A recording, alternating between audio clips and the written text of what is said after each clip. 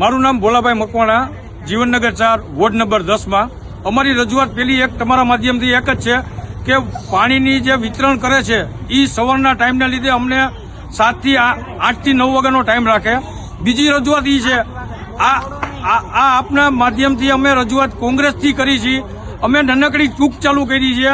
જો આમાં પ્રતિસાદ સારો નહીં મળે તો અમે કોર્પોરેશનમાં ધરણા કરવા બેસશું અને બેસશું। આમાં અમે એક નહીં, અમારી સોસાયટીની ગૃહિણીઓ, અમારી માતા, અમારી બહેનો અને નાની દીકરીઓ અને વડીલ વર્ગો અમે બધાય અત્યારે ત્યાં કોર્પોરેશનમાં જો રજૂઆત કરવામાં આવી તમારા રીતે અમે 5 થી 10 વખત રજૂઆત કરી છે કોર્પોરેશનની અંદર, પણ અમને કોઈ પ્રતિસાદ સારો મળ્યો નથી। અમારો ચૂંટાયેલા કોર્પોરેટરને પણ તમે રજૂઆત કરી હતી? ચૂંટાયેલા કોર્પોરેટરે અમને એવી જાહેરાત કરી હતી કે અમે ચૂંટાય કે ન ચૂંટાય પછીની વાત છે, પણ ચૂંટણી પતશે એટલે અમે તમારું નિવારણ કરી દેશું, પણ એનું નામ શૂન્ય કર્યું છે એ લોકોએ।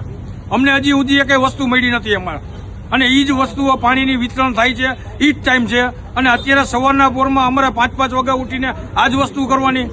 આખો દિવસ અમે કામ ધંધે જઈ અને સવારે 5 વાગે ઉઠીને અમારે આ જ વસ્તુ કરવાની। ઓકે બેન, તમારું નામ અને શું રજૂઆત? મારું નામ પલ્લવીબા ડાભી છે।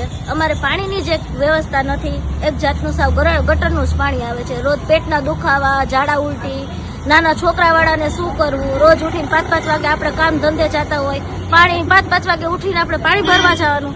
8 વાગે તમે ટાઈમ રાખો 7 થી 8 નો। પેલા કેમ તમે 24 કલાક પાણી ચાલુ રાખતા? હવે પાણી બંધ કરી દીધું છે જેમ ચૂંટણી આવી એટલે હવે અમારે શું કરવાનું પાણીનું? બેન, ખાસ તમે રજૂઆત કરી હતી, શું કહેવામાં આવ્યું હતું? રજૂઆત કહેવામાં આવી જાય હતી કે અમે તમારું આ કરી દેશું કામ, પણ હજી સુધી અમારું કામ થયું નથી પાણીનું એકય જાતનું। ચૂંટાયેલા કોર્પોરેટરોને પણ રજૂઆત કરવામાં આવી? બધું ચૂંટણી લેવા મત લેવા આવ્યા હતા ત્યારે અમે કીધેલું હતું, પણ ત્યારે અમારું થયું નથી પાણી। પછી કોઈ આવતું જ નથી, અમારે શેરીમાં કોઈ નથી આવતું।